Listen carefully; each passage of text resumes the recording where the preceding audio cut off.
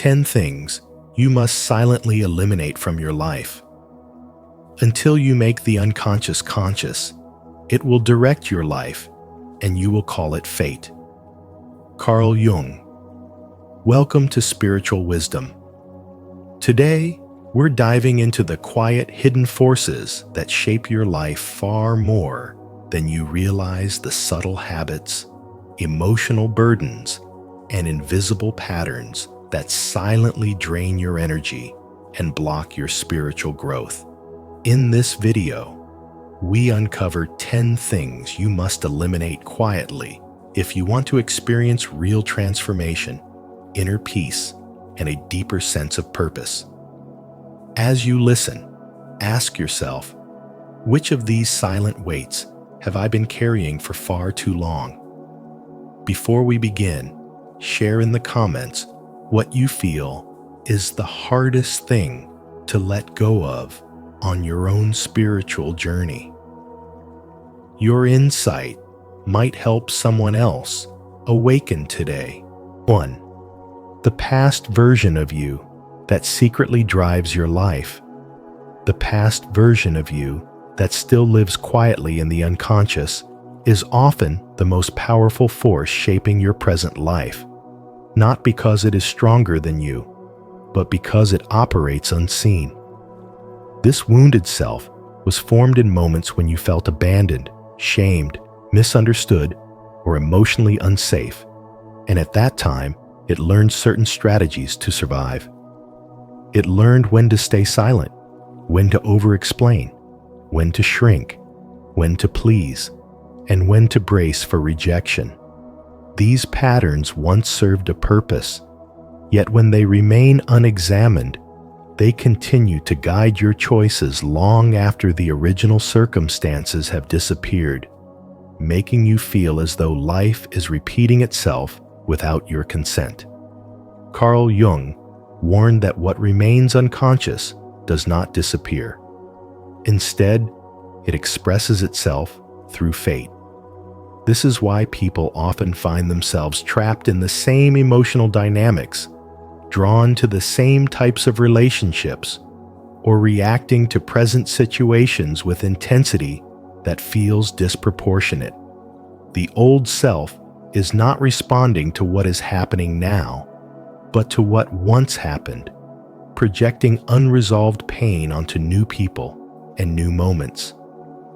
In this way, the past quietly takes the driver's seat, while the conscious mind believes it is in control, unaware that its decisions are filtered through old wounds rather than present truth.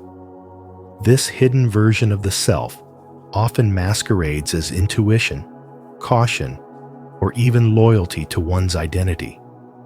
It whispers that you must stay where you are accepted, even if you are unfulfilled, or that you must prove your worth endlessly to avoid abandonment.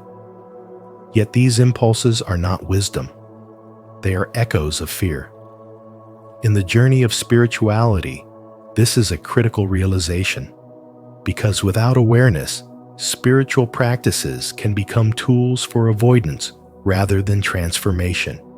Meditation, affirmations, and positive thinking cannot override unconscious pain that has never been acknowledged, which is why true spiritual awakening requires honest self-confrontation, not just elevated language or comforting beliefs.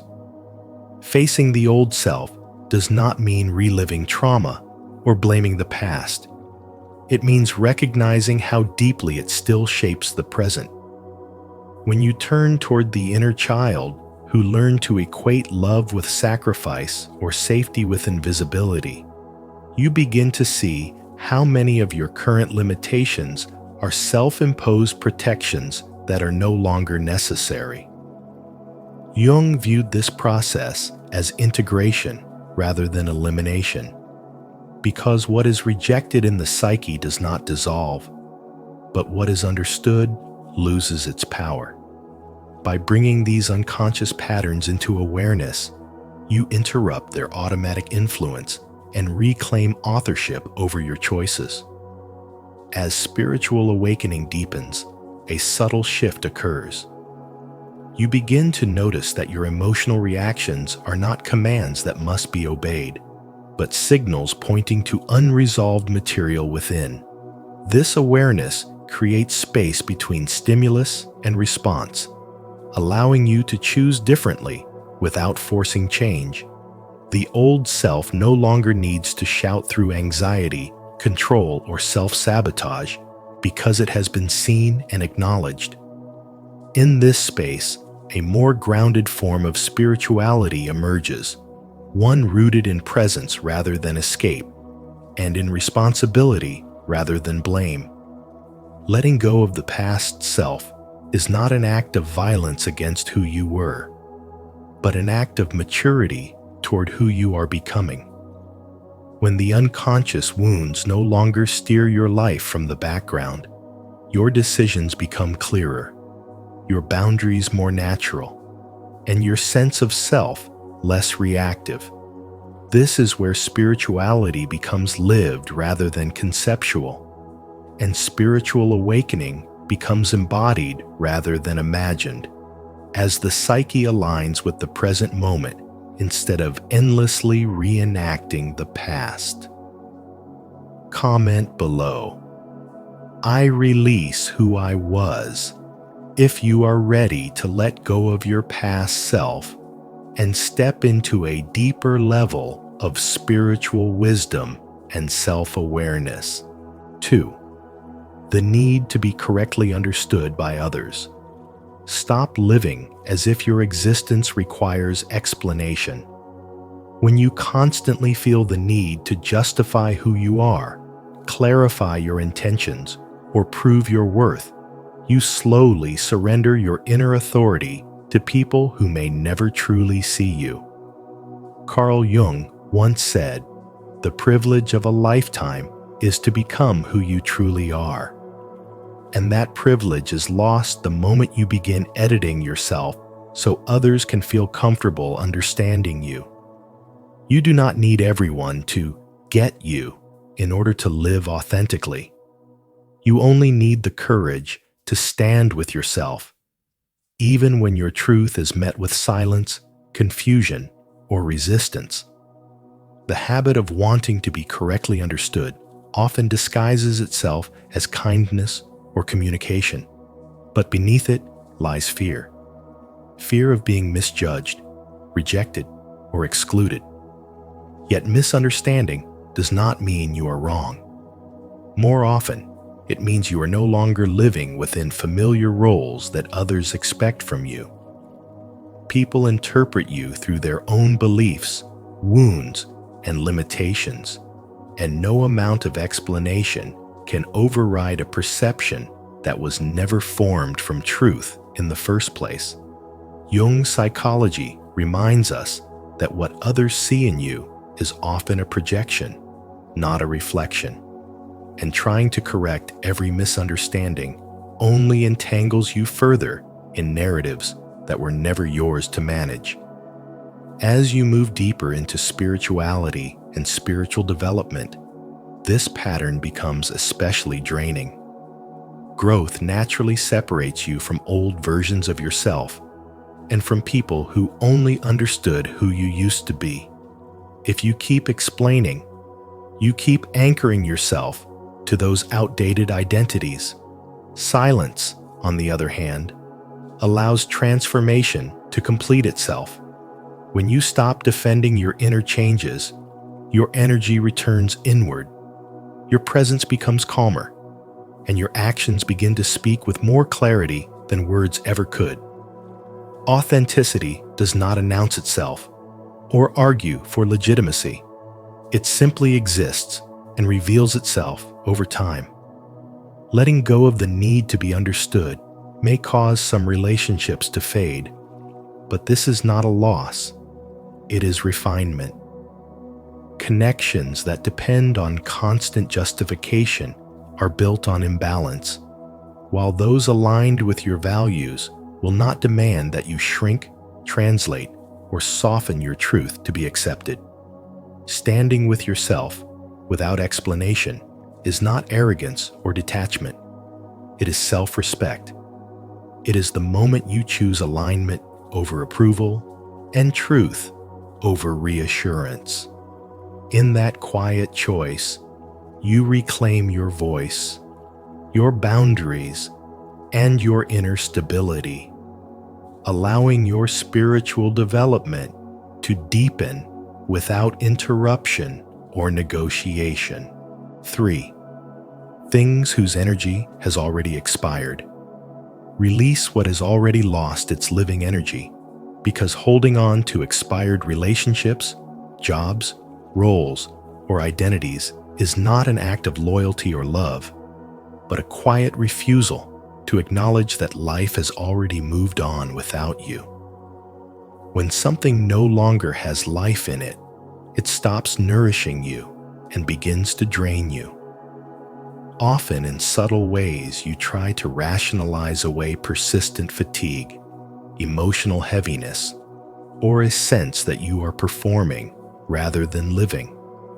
Carl Jung warned that what doesn't belong to the self appears somewhere else as fate, meaning that when you refuse to consciously let go, life will eventually force the lesson through discomfort, stagnation, or inner conflict. You may believe you are staying because it is safe, familiar, or responsible, yet beneath that reasoning is often a deeper fear. The fear of emptiness, of not knowing who you are without the structure you have grown used to. However, spiritual wisdom reminds us that emptiness is not a punishment, but a passage, a quiet clearing where the next version of you can finally take shape. Because nothing new can arrive while the old still occupies all the space. Clinging to what has expired does not preserve meaning. It dilutes it, turning once valuable experiences into burdens you carry out of habit rather than truth. Jung observed that people will do anything, no matter how absurd, to avoid facing their own soul, and staying in lifeless situations is one of the most common ways this avoidance appears. You may call it endurance, patience, or commitment, but your inner world knows the difference between growth and stagnation. When you continue to invest energy into something that no longer responds, you slowly disconnect from your own vitality because life is movement, not maintenance. This applies not only to external attachments, but also to internal ones. The outdated version of yourself you keep defending, even though it no longer reflects who you are becoming.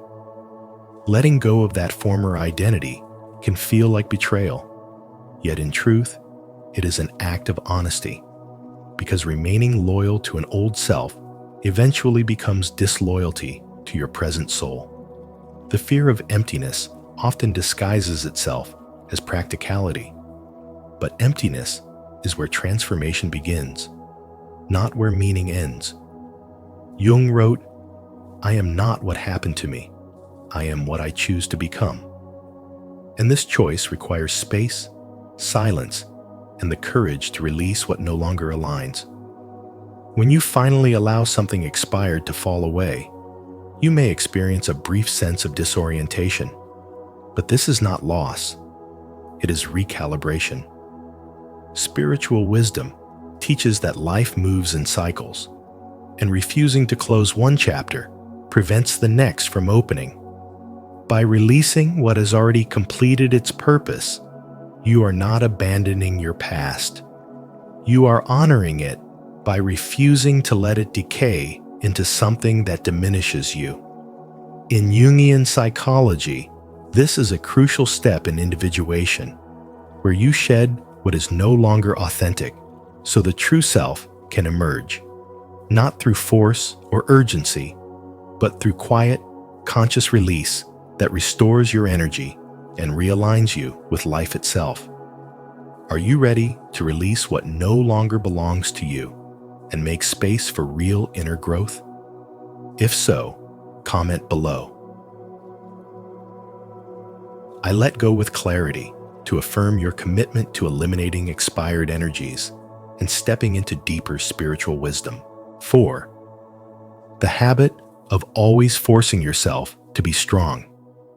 Forcing yourself to always be strong is one of the most subtle yet destructive habits you can carry, because it teaches you to survive by silencing your inner world rather than understanding it. The mask of "I'm fine" may look like resilience on the surface, but beneath it, emotions are being compressed, ignored, and pushed into the shadow, where they do not heal but quietly accumulate. In Carl Jung's psychology, what is denied does not disappear. It waits. And when strength becomes a performance rather than a conscious choice, the cost is paid in anxiety, emotional numbness, or sudden inner collapse. This habit convinces you that feeling sadness, anger, or confusion is a failure, when in truth, it is simply part of being human. And denying these states does not make you stronger. It fractures your relationship with yourself. When you swallow pain instead of allowing it to be felt, you teach your psyche that certain emotions are unacceptable. And Jung warned that this inner rejection creates a divided self. The shadow, which contains everything you have been taught to hide, grows heavier when vulnerability is suppressed, and instead of becoming a source of wisdom, it turns into self-sabotage.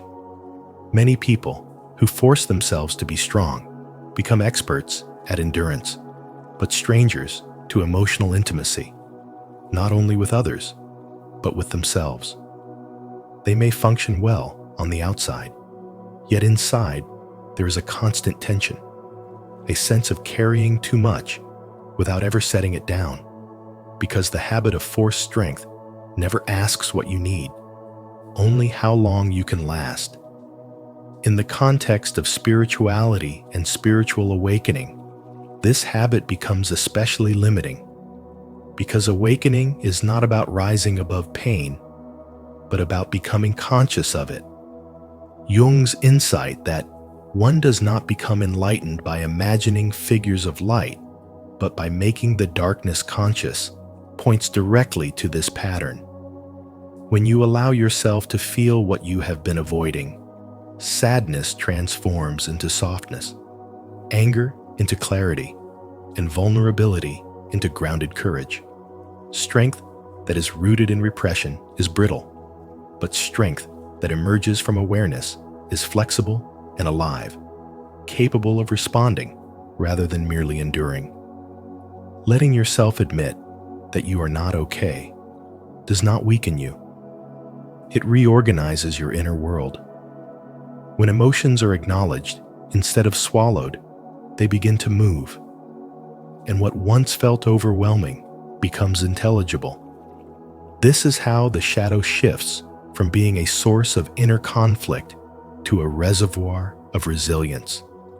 True courage is not found in never breaking down, but in trusting yourself enough to be honest about your inner state, even when it is messy or uncertain. The psyche seeks wholeness, not perfection, and wholeness requires room for grief, doubt, fatigue, and the need for support. As this habit is released, you begin to notice a subtle but profound change in how you relate to life.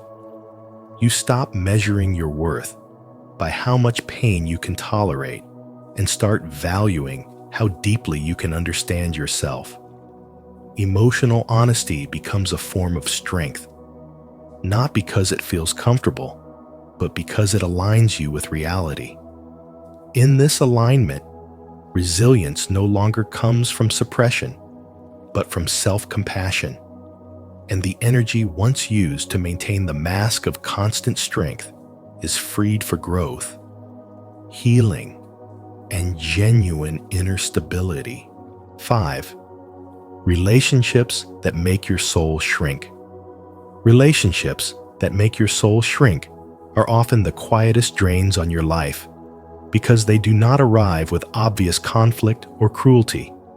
Instead, they slowly teach you to adjust, to soften your opinions, to silence parts of your truth and to become smaller so that you can remain accepted. And over time, you may not even notice how much of yourself you have compressed just to maintain harmony. In these connections, you begin to measure your words before speaking, hide your enthusiasm, and downplay your needs, telling yourself that this restraint is maturity or loyalty. Yet inside, there is a subtle but persistent feeling of tightness, as if your inner world has less and less room to breathe. Carl Jung captured this tension clearly when he said, "The privilege of a lifetime is to become who you truly are." Because any relationship that demands self-reduction directly opposes that privilege and quietly pulls you away from your natural state of growth. When you remain in relationships where your authenticity feels inconvenient, your energy turns inward and becomes heavy, not because there is something wrong with you, but because your environment no longer supports expansion. Instead of feeling inspired or seen, you feel tolerated, and instead of being encouraged to grow, you are subtly conditioned to stay the same, to avoid change, depth, or emotional honesty. This is where spirituality and spiritual development begin to suffer, because true inner growth requires spaces where truth is welcomed rather than feared, and where evolution is not interpreted as rejection. Jung understood that the psyche always reacts to suppression, and when you consistently deny your inner voice to preserve a relationship, that denial does not disappear. It manifests as anxiety, emotional fatigue, loss of clarity, and a quiet resentment that is often misdirected back at yourself. True relationships do not make you smaller, quieter, or less alive. They do not punish curiosity or emotional depth, nor do they require you to earn acceptance by diminishing your presence. Instead, they allow your being to expand naturally without negotiation or self-betrayal, because genuine connection recognizes that growth is not a threat, but a shared process. When a bond consistently leaves you feeling guilty for expressing yourself, hesitant to speak honestly, or fearful of being fully seen, it is not asking for compromise. It is asking for erasure. And no amount of patience can transform a space that fundamentally resists who you are becoming. Jung warned that what you resist not only persists, but grows in size. And when you resist acknowledging that a relationship is shrinking you, the cost accumulates silently, shaping your self-image and weakening your trust in your own intuition. Quietly walking away from these connections is not an act of coldness or superiority. It is an act of clarity and self-respect, a recognition that growth cannot occur where authenticity is unwelcome. Letting go creates an immediate inner shift where your thoughts feel lighter, your breath deeper, and your sense of self more intact, reminding you that your presence was never excessive, only misplaced. The lesson embedded in this process is simple but profound. Your energy deserves environments that honor truth, depth, and mutual expansion. Self-respect is inseparable from spiritual development, and choosing relationships that allow you to remain whole is not selfish, but essential to living in alignment with your inner truth. Do you feel this truth? Comment below. I choose relationships that expand my soul. If you're ready to honor your spiritual growth. 6. Limiting beliefs you mistake for your personality. The limiting beliefs you mistake for your personality are among the most damaging things to quietly eliminate.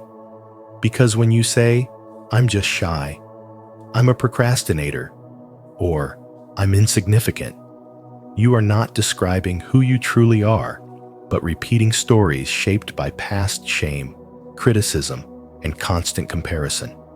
These statements feel familiar, even comforting, because they have been rehearsed for years. Yet familiarity does not make them true. Carl Jung's spiritual wisdom teaches that much of what we call our personality is actually unconscious conditioning. And as he warned, until you make the unconscious conscious, it will direct your life and you will call it fate. When you accept these labels without questioning them, you allow old experiences to define your present behavior, quietly limiting your choices and narrowing your sense of possibility without ever asking whether those limits belong to you. What you call shyness may be learned self-protection, formed when expressing yourself once led to judgment or rejection. What you call procrastination may be fear disguised as habit, rooted in moments when effort did not feel safe or rewarding. What you call insignificance may be an echo of environments where your needs or voice were overlooked. None of these patterns are your essence. They are adaptations, not identity. Jung described the persona as the mask we wear to function in the world. But spiritual wisdom reminds us that the mask is not the self. When you confuse coping mechanisms with character, you begin to defend limitations as if they were truths, saying, "That's just how I am," instead of asking, "What happened that taught me to be this way?" This subtle shift in perspective is not self-criticism. It is self-liberation. These beliefs act like dust on a mirror, dulling your reflection until you forget what clarity looks like. The mirror itself has not changed, only your ability to see it clearly. When you live from unexamined beliefs, your decisions are guided by fear rather than awareness, and your life becomes smaller, not because you lack potential, but because you have accepted an incomplete story about yourself. Carl Jung's spiritual wisdom emphasizes that growth begins with awareness, and as he wrote, "Who looks outside dreams, who looks inside awakes." Looking inward does not mean endlessly analyzing the past, but recognizing when an old narrative is speaking instead of your present intelligence. Each time you notice yourself defaulting to a limiting label, you create a moment of choice, and in that moment, transformation becomes possible. Silently eliminating these stories does not require confrontation or dramatic self-reinvention. It requires consistency and honesty. You begin by noticing the language you use about yourself and questioning whether it reflects truth or memory. Instead of saying, "This is who I am," you allow space for "This is what I learned, and I can learn something new." Over time, this practice weakens the emotional grip of old beliefs and replaces them with lived evidence of growth. Jung's insight that "I am not what happened to me, I am what I choose to become," is not a motivational slogan, but a psychological reality. Choice emerges when unconscious patterns are brought into awareness. As these patterns dissolve, your actions become more aligned with curiosity, courage, and authenticity, and your personality begins to express depth rather than defense. In this way, spiritual wisdom is no longer abstract philosophy, but a lived experience where you stop mistaking limitation for identity and allow your true nature to unfold with clarity and strength. 7. The internal, self-critical voice that is not really you. The internal self-critical voice that tells you you're not good enough is one of the most damaging forces you can carry through life, not because it speaks loudly, but because it disguises itself as truth. This voice often feels intimate and personal, as if it were your own wisdom guiding you. Yet in reality, it is rarely the voice of your soul. Carl Jung described this phenomenon as the introjection of judgment, meaning the psyche absorbs external criticism from parents, teachers, authority figures, and society, then repeats it internally long after those original voices are gone. Over time, the mind mistakes repetition for reality, and the voice becomes automatic, familiar, and unquestioned, even though it does not originate from your authentic self. Recognizing this distinction is a central movement in spirituality, because spiritual growth begins not by adding more beliefs, but by removing what was never truly yours. This self-critical voice thrives on identification. It does not simply comment on behavior, it defines identity. Instead of saying this action didn't work, it says you are a failure. Instead of pointing to growth, it creates a permanent label. Jung warned that when unconscious material is not made conscious, it controls us from within, and the inner critic is one of the clearest examples of this dynamic. It operates like a shadow authority inside the psyche, issuing verdicts without evidence and punishment without mercy. And the tragedy is that many people spend their entire lives trying to prove themselves to a voice that will never be satisfied. The more you obey it, the stronger it becomes, because it feeds on belief, not on truth.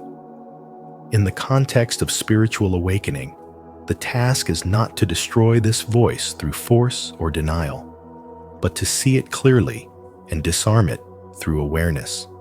Awareness creates distance, and distance creates choice. When the voice arises, instead of arguing with it or trying to replace it with empty positivity, you learn to observe it as a psychological pattern rather than an absolute authority. This shift is subtle but transformative. The moment you can say internally, "This is a learned judgment, not my essence," the voice loses its hypnotic power. Jung emphasized that healing occurs when we stop being possessed by a complex and begin relating to it consciously. And this relationship changes the entire structure of the inner world. The inner critic often masquerades as motivation, convincing you that harshness is necessary for improvement, yet its actual effect is paralysis, self-doubt, and chronic tension. True growth does not arise from fear of inadequacy, but from clarity and self-responsibility. There is a profound difference between honest self-reflection and self-attack. Responsibility says, "I can learn and adjust," while the inner critic says, "I am fundamentally flawed." One leads to movement, the other leads to stagnation. Eliminating this voice does not mean abandoning discipline or standards, but it does mean removing cruelty from the process.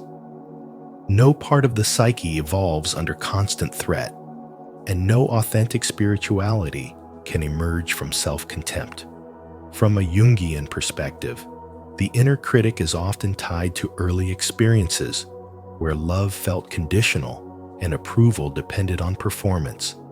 As children, we internalize the rules of survival, and those rules may once have protected us, but they become outdated in adulthood. Spiritual awakening involves updating these internal systems, recognizing that what once ensured belonging now restricts authenticity. When you silently eliminate the belief that the inner critic is you reclaim enormous amounts of energy that were previously spent on self-policing, self-doubting, and self-correction. That energy can then return to creativity, presence, and meaningful action. This elimination is quiet, ongoing, and deeply internal.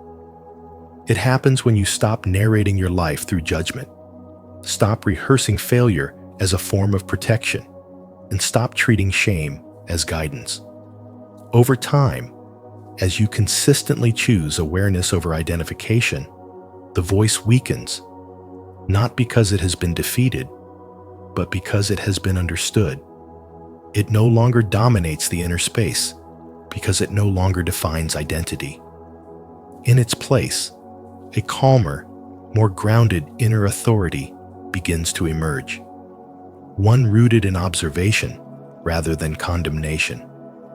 This is where spirituality becomes lived experience rather than concept, and where spiritual awakening shifts from an idea into a stable inner posture, allowing you to move through life guided by consciousness instead of inherited judgment. 8. Energy fragmentation and constant leaks of attention. Energy fragmentation and constant leaks of attention quietly erode your inner life, not through dramatic events, but through ordinary habits that feel harmless and familiar. And this is precisely why they are so powerful. Endless scrolling, constant background noise, emotional drama, unconscious comparison, and needless stimulation do not simply fill time.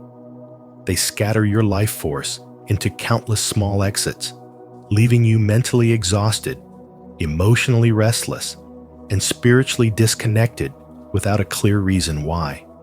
You may move through your days feeling busy, yet unfocused, informed, yet inwardly empty, engaged, yet strangely absent from your own experience. Because your attention is being pulled in too many directions at once, never allowed to gather and settle.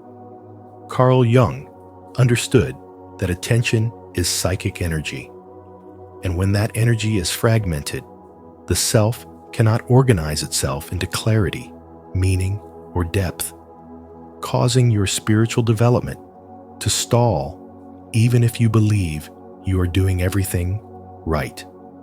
When your attention is constantly leaking outward, your nervous system remains in a state of subtle overactivation, making it difficult to rest, reflect, or sense what truly matters.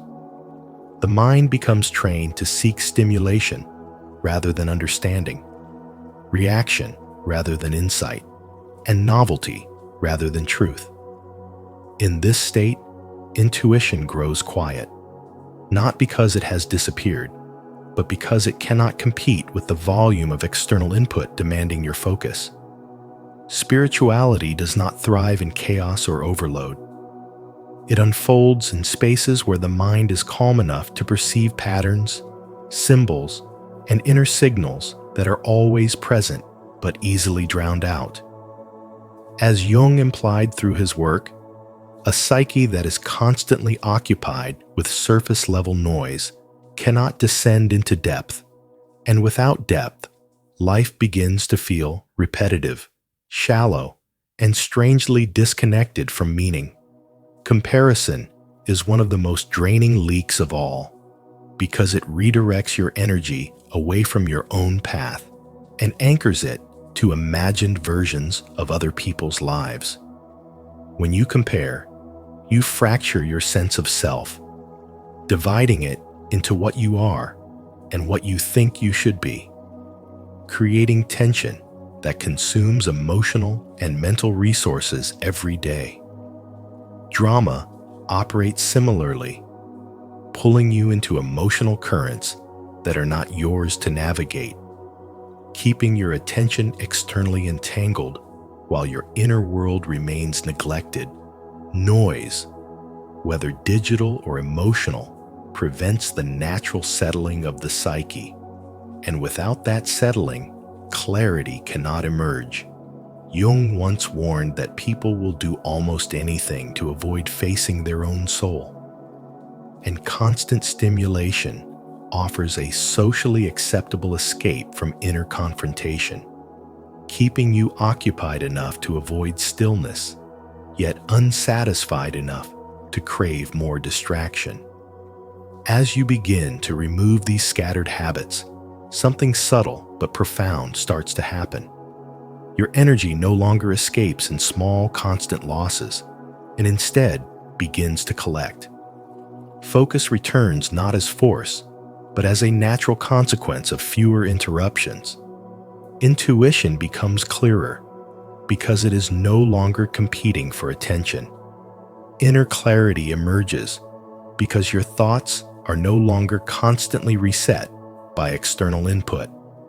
This process may feel uncomfortable at first because silence reveals what distraction concealed, but that discomfort signals reorganization, not failure.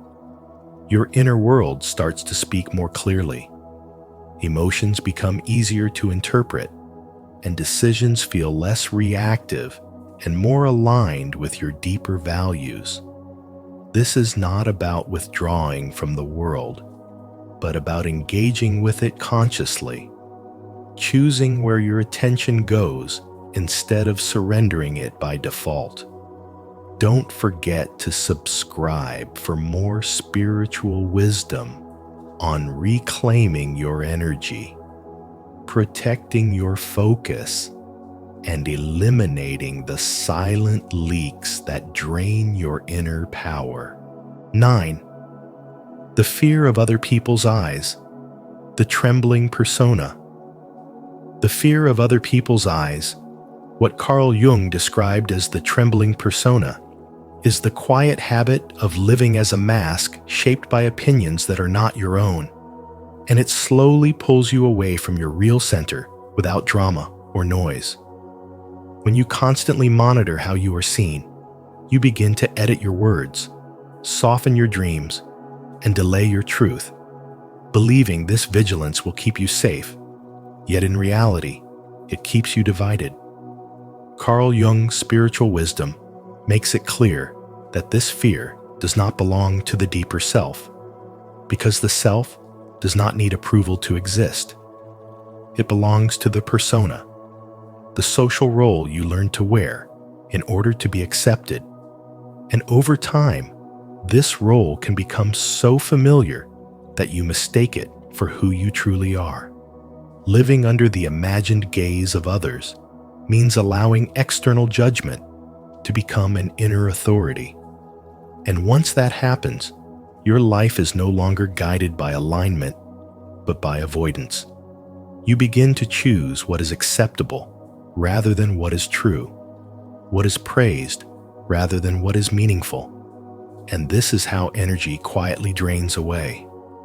Jung warned, the privilege of a lifetime is to become who you truly are, yet becoming yourself is impossible while your choices are filtered through fear of criticism.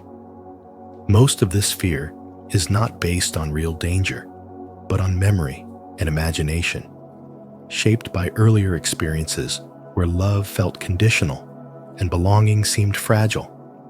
And without realizing it, you continue to protect yourself from a threat that no longer exists.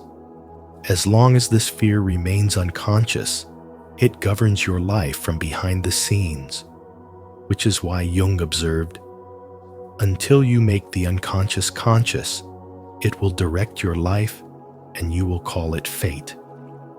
When you believe your hesitation, self-doubt, or silence is simply how life is, you miss the truth that these are learned patterns, not fixed realities. Spiritual wisdom teaches that your worth is not created in social spaces and cannot be taken away by disapproval. And once this understanding settles in, the power of other people's eyes begins to fade. You may notice that judgment still exists, but it no longer controls your direction because it no longer defines your identity. Releasing the trembling persona does not mean rejecting others or ignoring social reality. It means restoring the proper balance, allowing the persona to function as a tool rather than a master. When you stop performing for approval, your presence becomes steadier and your voice clearer. Not because everyone agrees with you, but because you are no longer negotiating your existence. Jung captured this inner conflict when he said, "Loneliness does not come from having no people around you, but from being unable to communicate the things that seem important to you." And living through fear of judgment creates exactly that kind of loneliness. Letting go of other people's eyes is therefore an act of inner honesty, a return to alignment where your life is guided by who you are rather than how you are seen, and where the deeper self finally takes the place it was always meant to hold. 10. The need to control everything. The need to control everything often disguises itself as responsibility, intelligence, or strength. Yet beneath that polished surface, it is usually rooted in fear, a quiet anxiety that believes safety can only exist when every outcome is predicted and every variable is managed. Carl Jung observed that the ego clings to control, not because it is powerful, but because it is uncertain. And when the ego feels threatened, it attempts to dominate life rather than understand it. This compulsion to script every scenario, rehearse every conversation, and anticipate every possible disruption slowly becomes a source of inner tension. Because life does not move according to rigid plans, and the more you resist its unpredictability, the more friction you create within yourself. In the language of spirituality, this struggle marks a fundamental imbalance between trust and fear. You may tell yourself that control keeps things from falling apart, yet in reality, it keeps your nervous system in a constant state of alert, always bracing for what might go wrong next. Jung's insight that what you resist persists becomes painfully clear here, because the more you try to control uncertainty, the more anxiety grows, feeding on your resistance. Over time, this inner pressure drains your energy, not through dramatic crises, but through subtle exhaustion, irritability, and a sense that rest never fully restores you, since your mind never truly lets go. This need for control often shows up in everyday life in ways that feel normal, even justified, such as overthinking future plans, feeling unsettled when routines are disrupted, or becoming frustrated when others do not behave as expected. Yet these reactions reveal how tightly the ego is gripping life, mistaking rigidity for stability. Jung understood that true psychological maturity does not come from domination, but from relationship. A relationship between the conscious ego and the deeper forces of the psyche that cannot be fully commanded. When the ego insists on total control, it cuts itself off from intuition, timing, and meaning, reducing life to a problem that must be managed rather than an experience that must be lived. Spiritual awakening begins precisely at this point of realization, when you start to see that control is not the same as responsibility. Responsibility involves clarity, presence, and ethical action, while control seeks certainty at all costs. Acting responsibly means doing what is within your capacity, while accepting that outcomes are shaped by forces larger than personal will. This acceptance is not passive surrender, but conscious cooperation with life, an understanding that your role is to participate wisely rather than dictate absolutely. Jung described this shift as part of individuation, the process by which the ego learns its rightful place within the whole psyche, no longer pretending to be the sole authority, but becoming an instrument of deeper purpose. As control loosens, something unexpected happens internally. Mental noise quiets, emotional reactions soften, and decision-making becomes more grounded. You begin to respond instead of react, because your actions are no longer driven by the fear of losing control, but by an inner sense of trust. This trust does not promise that everything will go according to plan, but it assures you that you can meet what arises with resilience and awareness. In this way, spiritual awakening replaces rigid certainty with flexible confidence, allowing you to move through uncertainty without collapsing into anxiety. The release of control also transforms relationships, because the urge to manage others often mirrors the desire to manage life itself. When you stop trying to control how people think, feel, or act, you create space for genuine connection rather than subtle power struggles. Jung believed that projection plays a key role here, as the traits you attempt to control in others often reflect unresolved fears within yourself. By withdrawing this projection, you reclaim your energy and redirect it inward, where real growth occurs.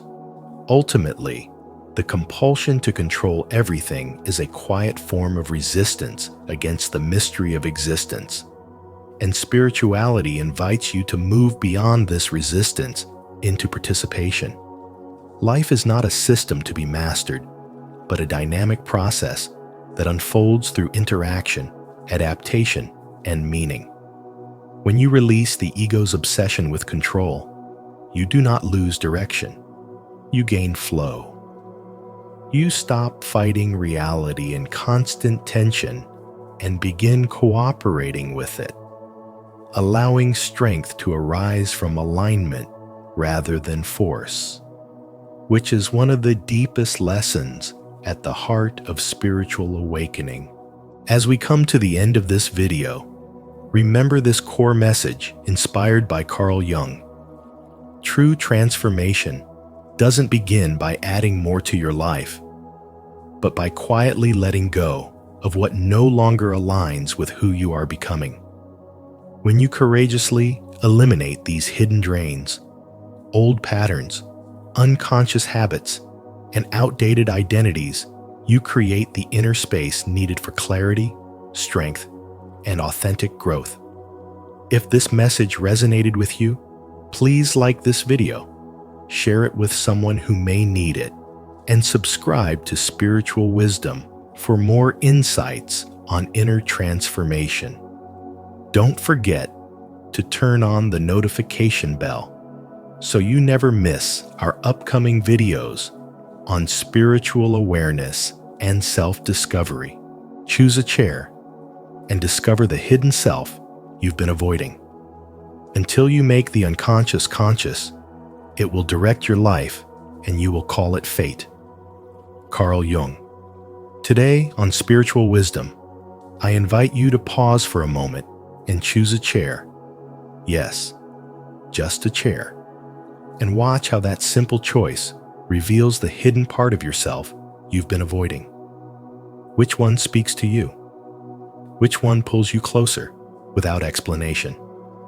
As you watch this video, I encourage you to reflect deeply and comment below. What did your choice uncover about you? Your intuition is always whispering truths about your inner world, truths that can guide your personal growth, emotional healing, and everyday happiness. Let's explore them together. 1. The minimalist chair, the hermit, contemplator archetype.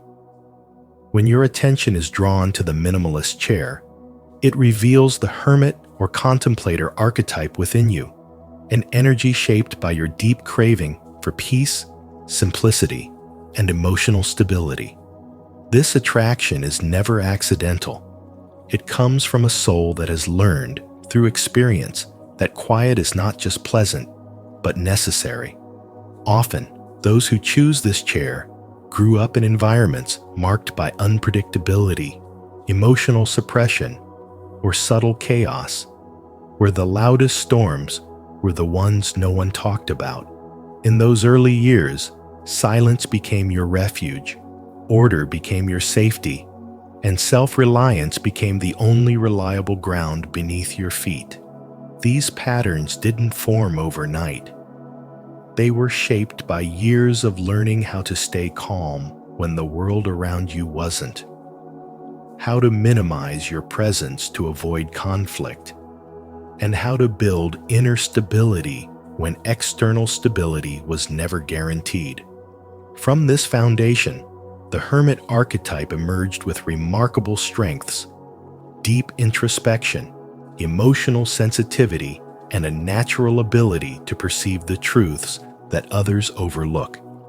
You carry a clarity that comes from observing rather than reacting, from understanding rather than absorbing, and from sitting with your emotions long enough to hear what they are trying to tell you. This is a gift of spirituality that reveals a soul already walking the path of spiritual awakening, one who finds meaning in stillness and wisdom in simplicity. The minimalist chair symbolizes your quiet power, the part of you that knows inner peace is not something found, but something built, choice by choice, breath by breath, moment by moment. But even this gentle archetype carries a shadow. The same instinct that protects you can also isolate you. Your love of solitude can slowly become emotional distance. Your desire for calm can turn into a fear of intensity. And your deep need for stability can make you avoid situations where you cannot predict the outcome or control the emotional temperature. This is where the hermit's shadow whispers its subtle question. Are you truly choosing peace? Or are you using peace as a way to hide from chaos, both the chaos of others and the unresolved chaos within yourself? Carl Jung often reminded us that the parts of ourselves we avoid become the very things that silently rule us, and this chair invites you to bring those hidden fears into the light. The minimalist chair does not expose a flaw. It reveals a crossroads. It shows you where your strength meets your vulnerability, where your clarity meets your hesitation, and where your longing for stillness meets your fear of emotional unpredictability. The chair asks you to look at your inner world with honesty. Are you preserving your peace or protecting yourself from wounds you have not yet addressed? Are you resting or retreating? Are you choosing calm or avoiding intensity because intensity once hurt you? With this awareness, the hermit archetype becomes not a place to hide, but a place to grow. It invites you to expand your emotional capacity, to trust your resilience, and to allow yourself to experience depth without fear of losing control. It reminds you that true stability doesn't come from avoiding life's storms, but from strengthening the inner foundation that allows you to move through them with grace. And in this way, the minimalist chair becomes a symbol not only of who you have been, but of the powerful and spiritually awakening version of yourself you are becoming. 2. The classic chair, the guardian, traditionalist archetype. Choosing the classic chair places you in the world of the guardian, the traditionalist archetype, a reflection of someone who naturally seeks structure, order, logic, and timeless values, and in doing so, reveals a deep part of your spiritual development, showing how your soul craves stability and coherence. You are someone who dislikes chaos, deception, inconsistency, and emotional ambiguity. And this aversion is not merely preference, but a sign of your inner desire for clarity and moral alignment, a reflection of your commitment to living with responsibility and integrity. Perhaps your upbringing involved strict rules or lacked stability, leaving you with a need to create order in your own life. This effort to to establish predictability demonstrates both wisdom and resilience, qualities that others admire and trust as they sense your steady presence and your ability to navigate life with moral clarity and depth. Yet every strength carries a shadow. Your love of structure can sometimes turn into control issues, and your fear of unpredictability may prevent you from embracing experiences that could expand your soul. Fear of vulnerability can make you cautious in relationships and hesitant in situations where openness is required. And this tension between safety and growth becomes a pivotal point in your spiritual development. The hidden question you must face: do your rules protect you, or do they imprison you? Is a profound prompt for self-reflection, asking you to examine whether the boundaries you set serve your growth or limit it. Recognizing this allows you to approach your life with both discipline and flexibility, balancing responsibility with the courage to embrace uncertainty. Your path demonstrates that the guardian's gifts of responsibility, moral clarity, wisdom, and depth are meant to guide not only yourself, but also others, showing the way through your steady example, while your shadow offers lessons in surrender and trust. The challenge is to allow your rules and principles to be tools of empowerment, not barriers to your own freedom, and to integrate discipline with compassion and openness. In doing so, you align your choices with a higher sense of purpose, using structure as a foundation for spiritual growth rather than as a cage. This integration nurtures both your inner strength and your capacity for authentic connection, offering a pathway toward a life where clarity, stability, and moral integrity coexist with adaptability, vulnerability, and deeper spiritual awareness. 3. The cozy chair, the sovereign, protector archetype. Choosing the cozy chair reveals a truth about you that goes deeper than preference or comfort, because this choice speaks directly to your longing for safety, recognition, belonging, and emotional rest. It echoes the quiet part of you that has always wanted a place where you could finally put down your guard and feel held without conditions. Carl Jung once said, "Loneliness does not come from having no people around you, but from being unable to communicate the things that seem important to you." And this is exactly why this chair calls to you. It mirrors the emotional world you've learned to protect, the wounds of being rejected, dismissed, or loved only when you were convenient, obedient, or impressive. These wounds shaped you into someone strong on the outside and sensitive on the inside, someone who built inner strength, not because life was gentle, but because you had to survive moments when being soft felt dangerous. You learned resilience the hard way. You learned dignity through silence. You built inner authority through years of holding yourself together while no one noticed how much effort it took. This cozy chair represents that inner sovereign, the protector archetype, noble, grounded, self-contained, and always ready to stand alone if necessary. Yet spiritual wisdom teaches that strength born from pain often comes with a hidden cost, because the same armor that once protected you later becomes the very barrier that keeps love, support, and connection at a distance. This is where your shadow quietly lives. When you choose the cozy chair, you're also choosing control of your space, your feelings, your boundaries, and even your vulnerability. You hold yourself so tightly that sometimes you forget what it feels like to be held by someone else. Emotional exhaustion follows you like a shadow, not because you are weak, but because you've been carrying everything alone for too long. And without realizing it, you may begin to isolate yourself, not out of bitterness, but out of habit.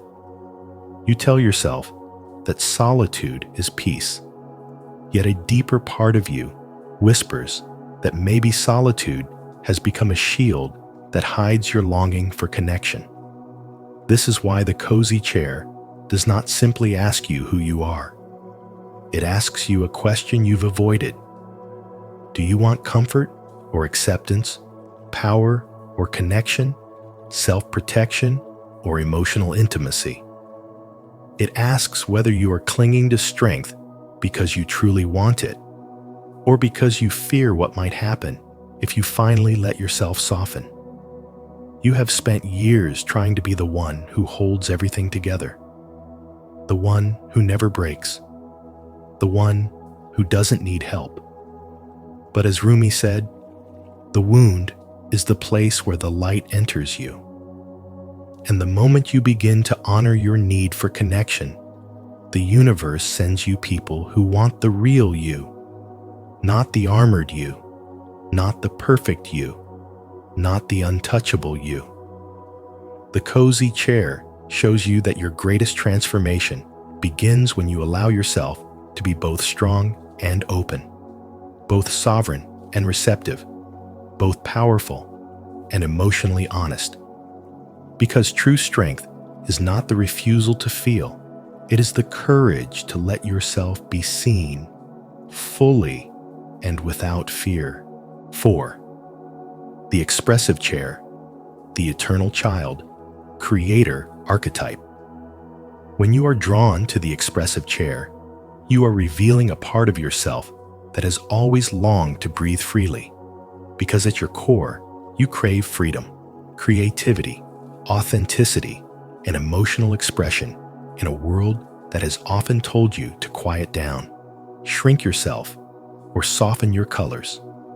This choice reflects the eternal child and creator archetype within you, the inner spark that still believes life is meant to be felt, explored, and expressed with vivid honesty, acting as a reminder that your soul speaks through art, emotion, movement, and imagination. You've likely been judged as too much, too emotional, too colorful, or too dramatic.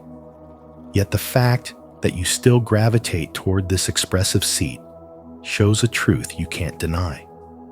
A piece of you refuses to let your light be dimmed, no matter how many times others tried to tame the beauty of your wild spirit. This archetype gives you a strength that many people secretly envy.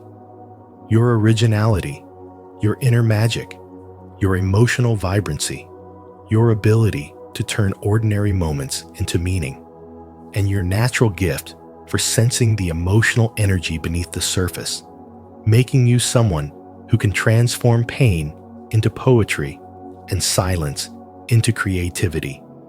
And even though this sensitivity is part of your power, it is also part of your spiritual awakening, because it teaches you to interpret the world not just through logic, but through intuition, symbolism, and the subtle language of the heart. Yet every strength carries a shadow, and the shadow of this expressive soul is the fear that silence might expose wounds you've spent years covering with colors, jokes, creativity, or constant movement. You may use art or emotional performance as a shield, filling your days with noise so you don't have to feel the ache of loneliness, rejection, or the fear of being unseen. There is a part of you that worries that if you ever stop shining so brightly, people might stop noticing you altogether, not because you want attention, but because you long for recognition, the kind that sees your soul, not just your expression. This is where the powerful, hidden question of the expressive chair emerges and asks you to look inward. Is your expression an act of self-love, or is it a shield you built to survive? If it is rooted in love, It nourishes you. It aligns with your truth. It feels like a natural extension of who you are. Your creativity becomes a sanctuary rather than a mask, and your emotions flow without overwhelming your identity. But when expression becomes armor, it drains you, leaving you restless, anxious, or endlessly performing a version of yourself that is loud enough to hide the quieter parts you fear will be ignored. And this is where your spirituality guides you deeper, urging you to recognize that the path to spiritual awakening is not about dimming your color or disciplining your emotional nature, but about letting your expression come from wholeness instead of wounds, and allowing yourself to be seen even in your softness, your pauses, your uncertainties. This chair reminds you that your inner child and creator archetype do not want you to disappear into performance. They want you to embrace the full spectrum of who you are, especially when no one is watching. It teaches you that you do not have to shout to be heard, nor exaggerate to be valued, nor entertain to be loved. The expressive chair whispers that your emotions are sacred, your creativity is medicine, and your authenticity is your true power, but only when it rises from self-acceptance rather than self-protection. And the moment you begin to honor your expression as a form of self-love rather than survival, you step into a deeper level of spiritual awakening, where your presence becomes real, your creativity becomes healing, and your soul finally feels seen, even in the quietest room. 5. The resistant chair, the warrior, hermit archetype. The resistant chair reflects the essence of the warrior hermit archetype, revealing a part of you shaped by strength, independence, endurance, and an instinctive need for protection. You are someone who has learned to stand firmly on your own ground, often carrying the weight of your life without asking for help, because past experiences taught you that trust is not something to give freely. You understand, perhaps better than most, that people can disappoint, promises can break, and vulnerability can sometimes lead to wounds that take years to heal.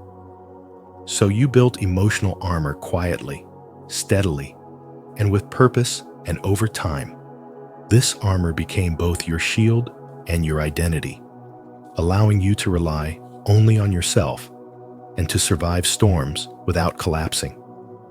Yet beneath this strength lies a deeper truth. The same armor that protects you also creates distance, turning connection into something that feels risky and unfamiliar. Even when your resilience, discipline, and survival instincts help you move through life with admirable power, there is a part of you that feels the subtle pull of emotional isolation, a sense that staying behind your walls keeps you safe, but also keeps you lonely in ways you rarely speak about. Carl Jung said, "Until you make the unconscious conscious, it will direct your life, and you will call it fate." And your choice of this chair reveals an unconscious belief that guarding your heart is the only way to avoid pain. But as you grow in spirituality and spiritual development, you begin to sense that true strength is not about constant defense. It is about knowing when openness is safe, when softness is wise, and when letting someone in does not mean losing control. This archetype invites you to question whether your armor is still serving you, or quietly limiting what your soul truly longs for. You may notice moments when you crave connection, yet instinctively pull back, or times when someone offers comfort, but you dismiss it because receiving care feels unfamiliar. This inner conflict does not mean you are broken. It means you have outgrown the version of yourself that is needed to survive at all costs. Your spirit is now asking you to grow through balance to honor your inner warrior while allowing your inner human to breathe, feel, and connect. The hidden question, is your armor protecting you or keeping love out, becomes the doorway to your transformation. If you look closely, you will see that your strength is already proven. What your heart needs now is permission to rest, to trust selectively, and to experience connection without fear. Let this awareness guide you forward so that the walls you once built for survival can evolve into boundaries that protect without imprisoning, allowing you to remain powerful without staying alone. 6. Your choice is a message from the unconscious. When you choose a chair in this Carl Jung test, you are having a quiet conversation with your unconscious. Because Jung taught that symbols expose hidden inner truths, and your chair becomes a symbol, a message, and a mirror reflecting the parts of you that normally stay in the dark. The chair you feel drawn to is never random. It speaks to your deepest needs that you rarely admit, your unhealed wounds you try to work around, your psychological defenses that silently protect you, and the archetype shaping your life from beneath the surface. Whether you are pulled towards something soft and comforting, something structured and powerful, something artistic and expressive, or something simple and grounding, that attraction reveals what your inner world longs for right now. Because your unconscious does not speak through logic, it speaks through instinct, imagery, and preference. And none of the choices are good or bad, because each one represents a different doorway into your shadow, your strength, and your true self. Your shadow isn't the dark side people fear. It's simply the parts of you you've pushed away, your sensitivity, your anger, your creativity, your authority, your hidden potential, and these qualities show up in symbolic form when you let your guard down. Jung reminded us, until you make the unconscious conscious, it will direct your life and you will call it fate. And this test becomes a soft way to bring those unconscious forces into the light without judgment. Maybe your chair reveals that you crave safety and emotional warmth after years of being the strong one. Maybe it exposes how tired you are of pleasing others and how deeply you yearn to take up space. Maybe it shows your desire for structure, stability, and control after a long season of uncertainty. Or maybe it reflects a need for beauty, freedom, and self-expression that you've been suppressing to fit into someone else's expectations. At the same time, your chair exposes the defenses you've built, whether you disappear when things get hard, smooth things over to keep the peace, overperform to earn love, or build walls so no one can hurt you again. And seeing these patterns is where spiritual wisdom begins. In moments like this, self-discovery feels less like a battle and more like a gentle unfolding, because instead of blaming yourself, you begin to observe yourself with honesty and softness. This symbolic choice becomes a gateway into spiritual awakening, helping you understand why you repeat certain patterns, why certain people trigger you, and why you sometimes feel disconnected from your true self. When seen through Jung's teachings, the chair becomes a guide, inviting you to sit more honestly in your own life, to rest where you never allowed yourself to rest, to claim power you once abandoned, to nurture needs you once ignored, and to meet the parts of yourself you have been avoiding with compassion and curiosity. Your choice doesn't define you, it reveals you. And the moment you are willing to look into that mirror, you begin to shift from living unconsciously to living intentionally. You stop mistaking old patterns for destiny and start recognizing them as stories you now have the power to rewrite. In the end, the chair you chose is more than a preference. It is a quiet reflection of your hidden self, the emotions you suppress, and the parts of your psyche that are ready to be acknowledged. Carl Jung taught us that symbols speak when words cannot. And today, your intuition has revealed a truth your mind may have overlooked. If this message helped you understand yourself more deeply, please like this video, share it with someone who might need it, and subscribe to Spiritual Wisdom. Don't forget to turn on notifications so you never miss our upcoming insights. Your journey of self-discovery is just beginning.